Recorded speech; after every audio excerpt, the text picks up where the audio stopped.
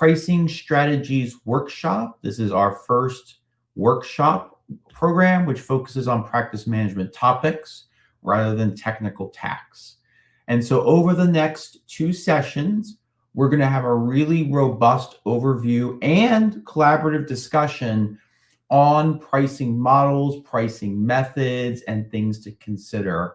My goal is that you leave here with ideas that you can immediately implement in your businesses over the next couple of months, preparing for either the off season or for next tax season. So we're going to identify common pricing models such as hourly, fixed fee, subscription, contingent, and how to infuse value pricing into all of those. We are going to be what I call model agnostic. We are not going to push one model or another, although I have my preferences, which we will discuss, because the truth is different types of engagements require sometimes different pricing models. So we're going to go into that. We're going to talk about advantages and disadvantages of different strategies by looking at profitability, client expectations, and workflow.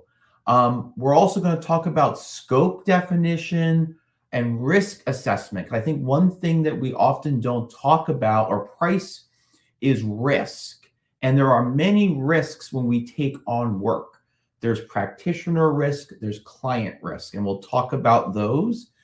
And we'll also talk about how to concretely apply value pricing concepts, both to the different pricing modalities and also some scenarios that we talk about throughout today's program.